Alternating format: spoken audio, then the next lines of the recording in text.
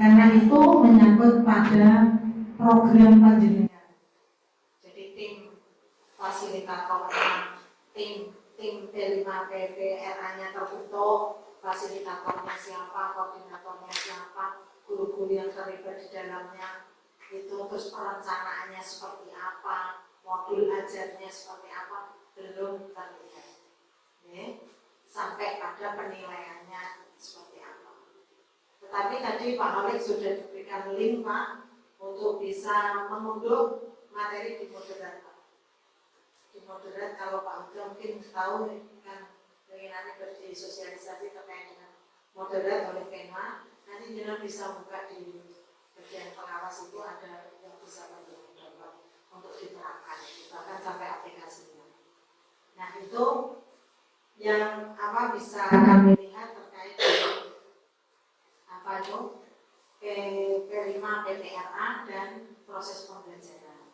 Terus yang ketiga yang perlu dirubah lagi adalah daftar nilai. Daftar nilai panjenengan itu yang belum sesuai ya, tapi yang sudah sesuai monggo. Jadi penilaian sekarang itu kan selain asesmen awal kan ada asesmen formatif dan sumatif. Yang formatif itu untuk memperbaiki proses pembelajaran. Jadi yang menyangkut dengan atau di dalam proses pembelajaran itu sendiri, itu penilaian formatif atau bahasanya tidak bisa dipisahkan dengan proses pembelajaran, itu formatif. Sedangkan yang sumatif itu biasanya dilakukan setiap selesai satu TP. Itu jadi monggo nanti daftar nilainya juga gitu ya, TP terus remedi, TP lagi remedi itu terus nanti di rata-rata di setelah dan yang mungkin tengah semester, mungkin sumatif tengah semester, akhir semester dan sebagainya baru dinilai untuk menjadi nilai awal. Itu terkait dengan yang baru dari kurikulum Merdeka ini. Jadi monggo jenengan jangan bosan-bosan untuk selalu belajar dan jangan selalu nyagerke untuk diberi terus. Karena kurikulum Merdeka ini mengajak kita untuk belajar mandiri, mencari konten-konten atau materi-materi yang online sekarang sudah banyak tersebar terkait dengan bagaimana kurikulum Merdeka itu. Tetapi pada intinya, apalagi kita madrasah, yaitu penanaman karakter kepada anak itu harus diterapkan betul-betul nomor satu.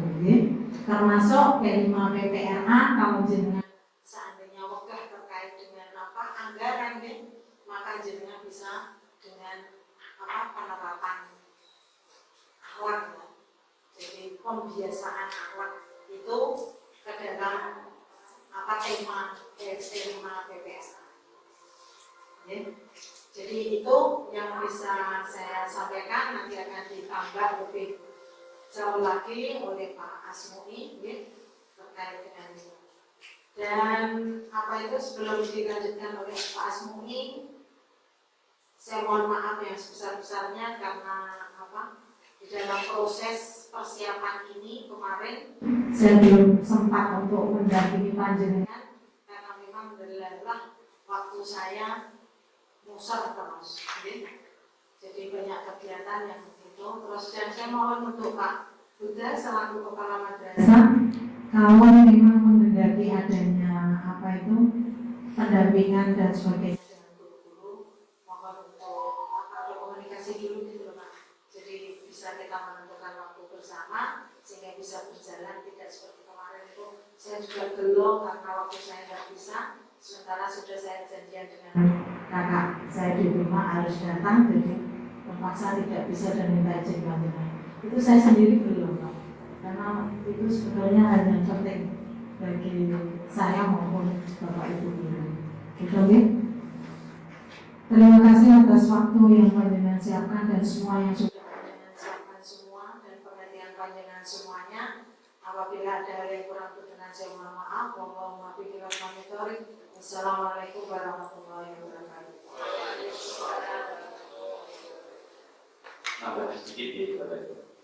Assalamualaikum warahmatullahi wabarakatuh.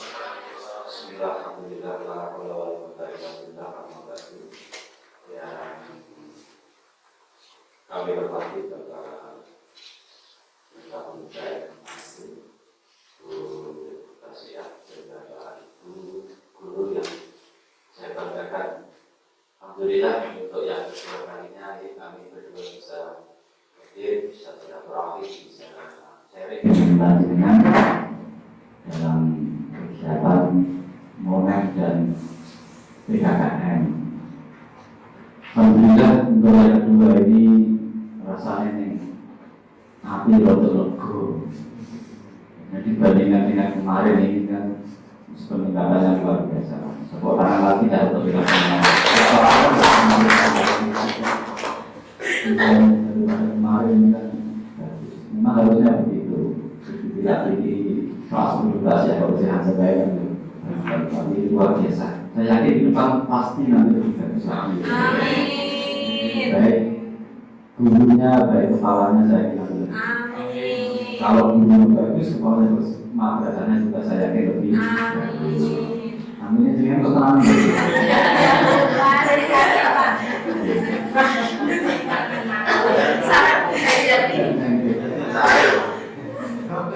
Sedikit ya saya menambah tadi apa yang sudah disampaikan Tasya. Karena dengan ini kan di kurikulum kita ini kan ibaratnya kan bocah nomor loro kan gitu. Karena sebenarnya itu dulu kan ada man dua yang langsung itu. Ini kan anak kedua. Anak kedua itu lakunya itu sih orang kaya anak pertama itu wis memang udah dulu begitu. Artinya dengan ini baru berjalan belum ada setahun sudah begini ya sudah luar biasa. Tapi ada hal yang perlu memang harus kita sampaikan supaya ke depan lebih bagus lagi berkaitan dengan IKM. Yang pertama ini berkaitan dengan struktur kurikulum ini fundamental sekali. Saya sering kalau saya ajak sama kemana-mana ini yang pertama saya sampaikan. Jadi di kurikulum Merdeka ini kan ada dua hal fundamental karena pembelajaran itu dibagi menjadi dua. Yang pertama itu adalah intrakurikuler, yang kedua itu adalah P5RA. Intrakurikuler itu biasa adalah kegiatan yang dilaksanakan di jam pelajaran dan berkaitan dengan mapel biasa, mapel biasa. Kemudian yang kedua itu P5RA, ini kan barang baru ini, barang dengan KTP P5RA. Menolak dengan tak atau mengartikan menolak berikutnya P5RA. Itu aja jalan Pak. Pak Samuti mau? Pak Samuti tidak besok Pak P5RA itu. Besok Pak, besok. Jangan buatan besok. Kalau sebulan balik kan itu pelekatan pemerintah dari ini itu P5RA. Jadi apa itu? Proyek penguatan mobil pelajar sama ditambah RA itu akan lebih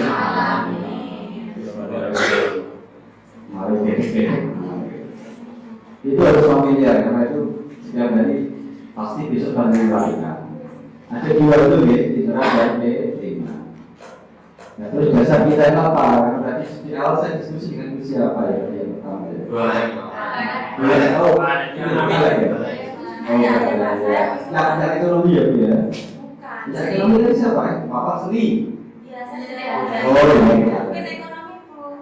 Oh iya, betul Alex.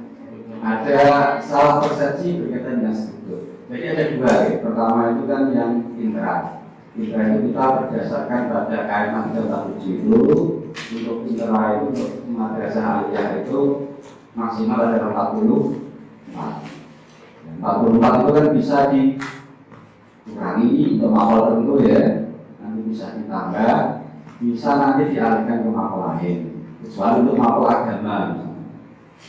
Jadi contoh PKN di struktur begitu dua karena dua bisa nggak ditambah menjadi tiga, bisa dengan mengurangi misalnya mapel bahasa Inggris bisa. Tuh, yang intra itu ada 40. Nah, yang kedua P5RA itu diambilkan 20-30% dari 44 44 tersebut. Kalau diambil minimal 20%, itu setidaknya ya daftar 9 untuk P5 RA. Jadi 44 tambah 9 kan 53. Kalau sudah seperti ini, maka P5 RA yang 9 jam itu sudah tidak ada kaitan sama sekali dengan mata pelajaran. Jadi jangan campur aduk ya. Jadi yang intra adalah intra, yang P5 P5. Jadi tidak ada istilah P5 fisika, P5 bahasa Indonesia, P5 bahasa Inggris, tidak ada. Karena tadi ada yang cek, masa hanya 1 jam untuk satu. Ini kan yang 1 jamnya diambil P5 RA-nya, Pak, bukan itu. Jadi P5 9 itu diambil itu bukan awalnya memang dari matol, tapi sebetulnya itu diambil itu dari jumlah keseluruhan dalam 1 tahun atau 1 minggu. Jadi 9 jam itu sudah berdiri sendiri ya, tidak ada kaitannya dengan mata pelajaran. Kalau dari seni itu yang sudah dibuat oleh kepala madrasah dalam tahunnya 2 jam ya 2 jam itu tidak perlu lagi dikurangi untuk P5 RA, karena P5 RA sudah diberi alokasi tadi 9 jam. Itu bisa dipahami ya, tidak ada istilah P5 untuk makro. Itu yang pertama. Yang kedua sekarang, terus 9 jam ini berapa nol gitu, diisi apa? Yang jelas tadi kan untuk P5 RA. Nah, ini memang tadi saya lihat ini untuk P5-nya sih masih jauh. Dan untuk itu, kemudian setelah ini nanti ada gambaran kalau gini kalau P5. Pertama begini, langkah pertama untuk P5 itu kepala madrasah harus membuat SK tim fasilitator P5 RA. Jadi ini yang bertanggung jawab terhadap pelaksanaan P5 RA. Di-SK-kan, di-SK-kannya berarti ya di awal tahun pelajaran dari Juni. Nah, siapa saja di situ yang strukturnya apa saja? Yang pertama, otomatis penanggung jawab adalah kepala madrasah.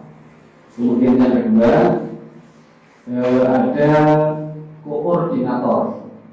Nah, koordinator ini bisa dia karena sebagai wakil kurikulum atau guru lain yang dianggap mampu. Tapi saran saya sebaiknya jangan pakai kurikulum, karena nanti overload gambarnya kakean. Kurikulum itu kurikulum itu siapa? Pak Bapak ya. Oke, yang tadi ya.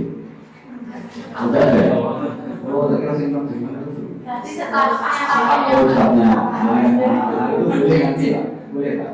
Tapi sebaiknya jangan pakai kurikulum ya, karena nanti saya khawatir overload. Kurikulum itu kan urusannya semua kakean. Nah, saya juga malah pakai kurikulum, jadi saya tahu betul bagaimana. Jadi nanti ada koordinator.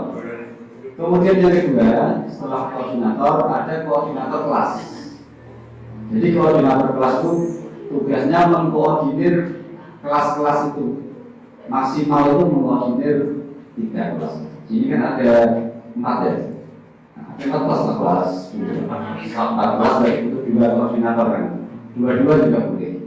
1 guru mengkoordinir 2 kelas. Itu untuk struktur yang ketiga ya. Yang keempat adalah fasilitator kelas. Cara gampangannya guru kelasnya senilai P5 RA. Dan itu harus tim. Kalau tim itu ya minimal itu kan 2. Satu namanya tidak tim. Minimal 2-4. 2 sudah bagus lah, nanti tergantung apa jaringan tenaganya di mana. Dan tugasnya nanti setelah terbentuk itu ya, setelah terbentuk ada tim fasilitator melalui SK kepala, tugasnya apa Pak? Yang pertama dari tim fasilitator pertama tugasnya adalah menentukan atau memilih tema P5 RA dalam 1 tahun. Itu kan dalam ketentuannya kan kita memilih tema itu 3-4 tema dalam 1 tahun. Itu nanti biar tim itu yang rapat menentukan tema apa yang dipilih. Ada 7 tema itu ya, sudah kan? Sudah besok aja kan? teman-teman. Iya. Sudah dari dulu putus ya, tapi ya dari tadi sudah sampai situ kan temanya ini kan mulai apa itu berkelanjutan gitu kan, ada suara demokrasi, perusahaan sudah ya banyak sekali. Sudah ya kita perlu saya jelaskan. Jadi itu pertama menentukan 3 tempat. Kalau kita ambil 3 temanya apa, monggo dipilih. Setelah tema dipilih, kemudian yang kedua menentukan topik atau judul apa dari tema itu. Misalnya, jenengan ambil tema hidup berkelanjutan. Tema atau topik apa itu kan banyak, hidup berkelanjutan kan berkaitan dengan lingkungan. Pilih misalnya ambil topik madrasahku bebas sampah, atau membuat kerajinan apa dari sampah, atau reboisasi atau penghijauan lingkungan madrasah, monggo dengan pilih. Oke, kalau sudah ketemu topik itu dalam 1 tahun 3 tema itu cukupnya ditentukan sekalian. Dalam 1 tahun ada 3 itu. Dan yang kedua tugasnya adalah menentukan dimensi. Dimensi itu bahasa Inggris, tapi bahasa Indonesia itu sikap atau perilaku yang akan kita berikan, kita tanamkan kepada anak. Jadi tujuan kelima itu sebetulnya memberikan perilaku, nilai, sikap kepada anak, tapi melalui karya itu, melalui bekerja sama itu ditentukan. Dimensinya apa Pak? Ada 6. Nah, pusat saya kira kemarin sudah ya. Kemudian menentukan elemennya apa? Sub elemennya apa? Tadi saya sudah janji dengan Pak siapa tadi yang pulang? Oh iya, itu nanti saya beri aplikasi Pak. Aturan siapa nanti bisa membuka di web di moderat, sudah saya masukkan nanti di aplikasi penilaian terima RA ini di halaman 7 sudah saya upload, nanti tinggal download materinya. Jadi aplikasi ini untuk P5 nanti bisa digunakan untuk membuat daftar nilai guru dalam pembelajaran P5 sampai nanti jadi rapor. Jadi itu menentukan mulai dimensi, elemen, subelemen, kemudian membuat daftar nilai. Berikutnya adalah menyusun modul. Jadi P5 itu mengajarnya juga harus ada acuan.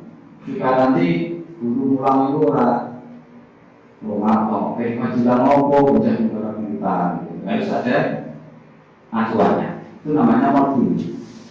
Makanya tadi semuanya saya tidak menemukan modul, hanya 1 tadi dibahas siapa modulnya. Untuk modul ini harus sama dalam 1 madrasah, karena memang temanya sama, materinya sama, dan semua sama. Yang membuat nanti tim, tapi yang lain nanti yang ditunjuk sebagai fasilitator kelas harus mempunyai modul. Biar nanti itu kalau pulang itu mempunyai suatu cinta lakoni pertemuan ini dan seterusnya. Ya, itu adalah tugas tim fasilitator. Kemudian yang berikutnya, ayo sekarang saya ajak mikir yang 9 jam ini untuk yang kelima ya. Kita mikir waktunya, kapan diajarkan kan gitu. Jadi untuk P5 RK ini itu nanti diajarkan ada pilihan sebetulnya. Tapi kalau di sini di pondok saya yakin kesulitan, maka harus diajarkan di kurikuler, artinya di jam aktif, tapi di luar mata pelajaran. Artinya gini, dalam 1 minggu itu jadwalnya itu ada 53, yang 44 itu untuk yang mata pelajaran intra. Yang biasa makro itu nanti yang 9 jam itu untuk P5 RA. Oke, kita fokus di 9 ya. Nah, 9 ini ada pilihan 3 pilihan pada madrasah.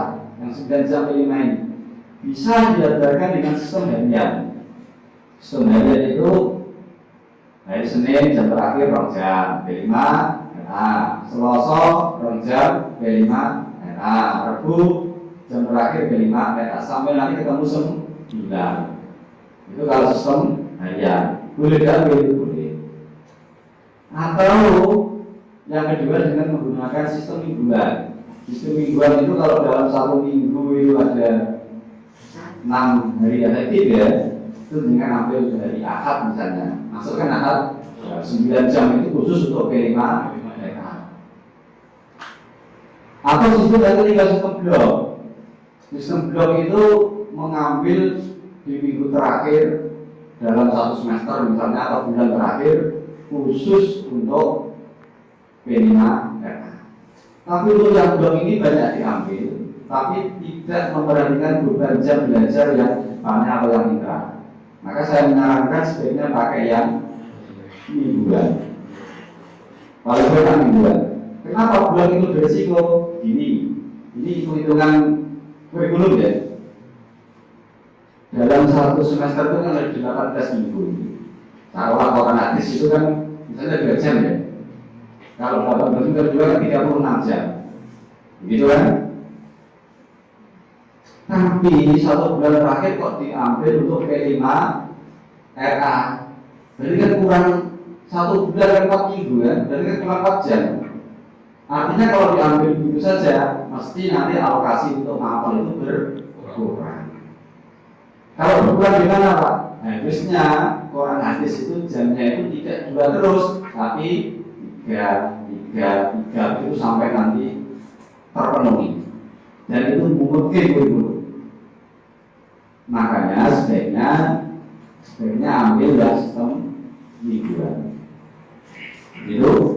Oke. Kemudian berikutnya lagi. Setelah itu ketemu jadwalnya, kemudian nanti guru mengajar di kelas itu sesuai tadi. Ada alur namanya. Jadi alur mengajar P5 itu ada. Kalau misalnya kita ambil 2 tema itu di semester awal ya. Kita ambil 2 tema. Semester awal kan ada 18 minggu ya.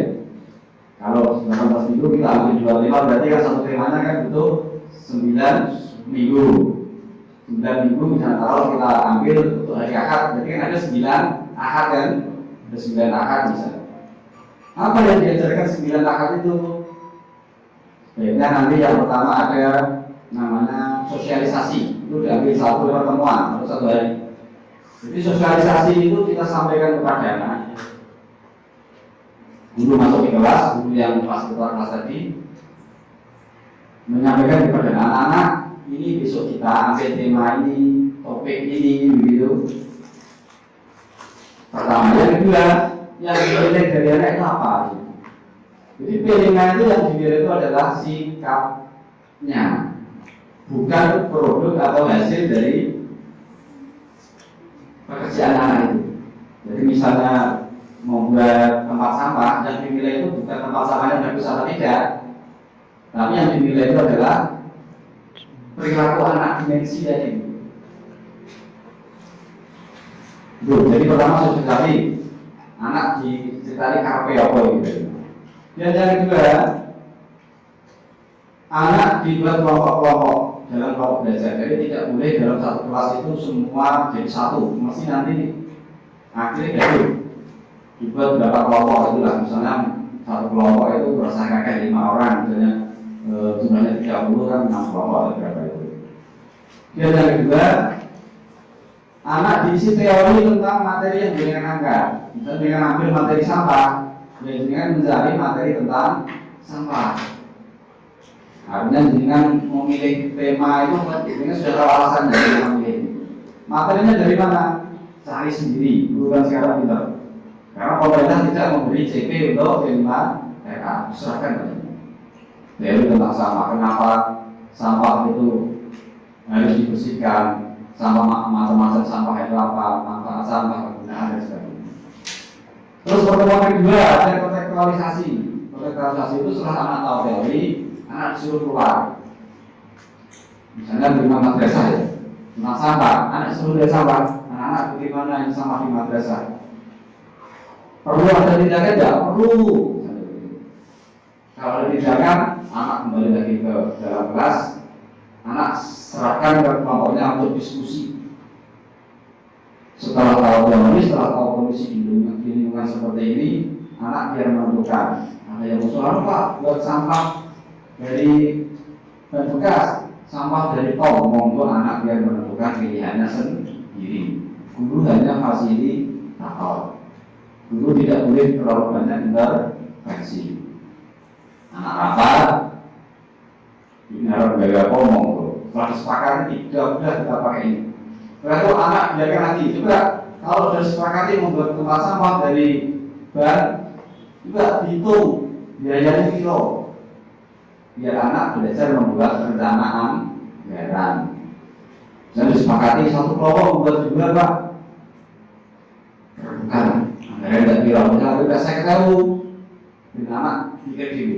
Betul, bareng-bareng setiap anggota 10 hektar anak yang membuat dan membuat proposal sendiri. Dulu hanya mendampingi. Jadi proposal anak tentang membuat sampah dan dibuat anak.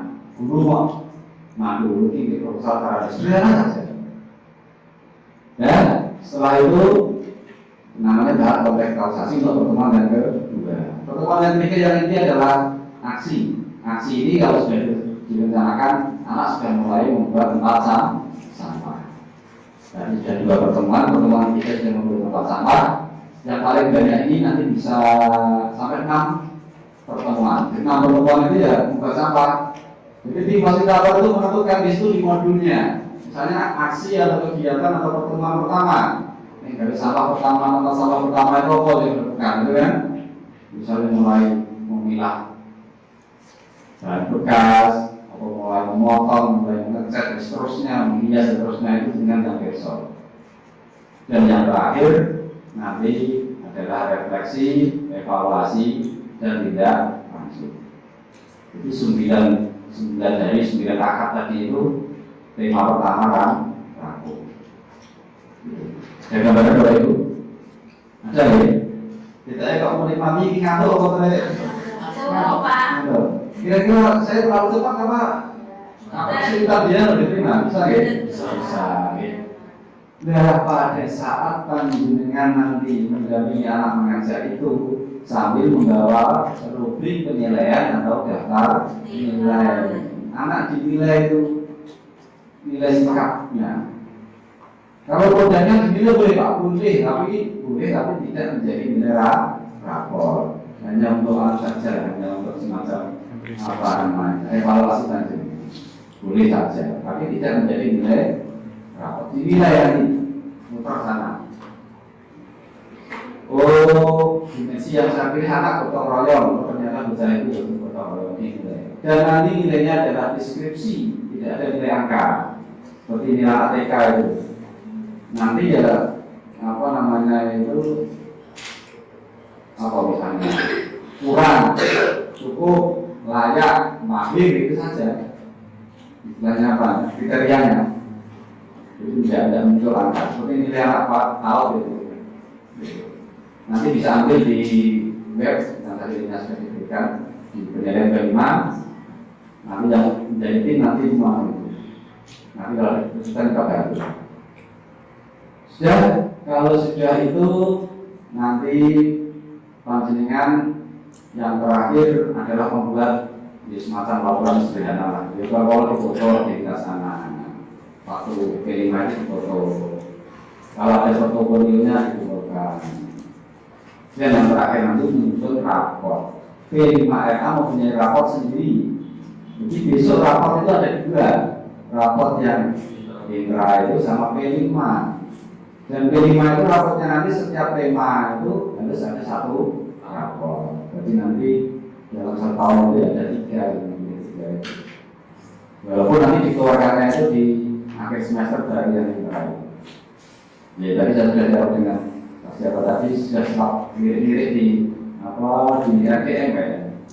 Di RDM ada, tapi cuma belum meleng. Yang saya berikan itu sudah meleng, dengan tinggal tentang aja nanti yang terakhir sudah keluar rapor. Minimal tinggal cetak. Kemudian, misalnya guru fasilitator dalam satu kelas membutuhkan 2 orang, kan ya? 2 orang itu kan misalnya dalam hari akad itu kan harus ada 2 orang itu. Boleh nggak misalnya seperti kue lapis yang 1 tempat diajar 1 orang, 5 sampai 9 diajar 1 orang, kerenan boleh. Artinya tidak 2 orang menggoni terus enggak. Tapi kalau mau bisa begitu ya malah lebih bagus. Tapi misalnya biar bisa nanti agar kelas baik karena boleh semacam kue lapis itu disepakati saja karena guru nanti dengan dijamin sampai ini saya jamin sampai ini. Oke, ada gambaran? Ada gambaran deh, terima kasih gambaran.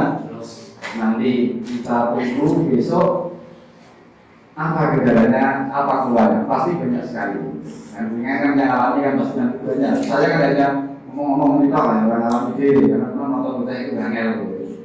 Gambar kasarnya seperti itu, nanti mau dipraktekkan. Untuk administrasi dan aturan main nanti bisa dilihat di web punya pengawas itu. Oke. Tuh. Kemudian yang berikutnya KKTP. Nah, tadi sudah singgung tugasnya KKTP. KKTP itu dulu kan KKM itu. Jadi saya lihat itu KKTP kita itu masih belum konsisten. Nah, saya menemukan ada 3 KKTP tadi itu. KKTP itu kan sekarang tidak boleh angka mutlak ya. Kalau dulu KKM kita itu 75 ya. Nah, untuk KKM itu tidak boleh angka mutlak seperti itu, tapi pakai interval. Interval itu kan ada interval tentang nilai itu. Nah untuk KKTP tadi saya menemukan ada yang 75 sampai 89, ya. Ada yang 66 sampai 85. Ada yang 75 sampai 85. Ini kan masih dari stepnya gimana Pak? Dijadikan satu saja KKTP-nya apa? Karena ini adalah KKTP madrasah. Karena ini nanti yang masuk di KTSP atau formnya itu. Masukkan saya KKTP-nya itu nanti di 66 sampai 85. Itu dianggap tuntas.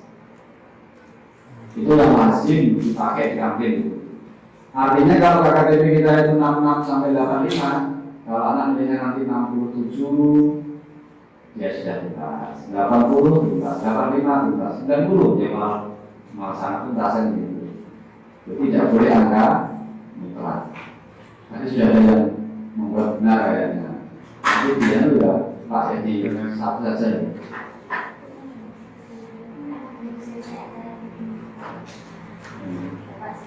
Jadi itu untuk KKTP.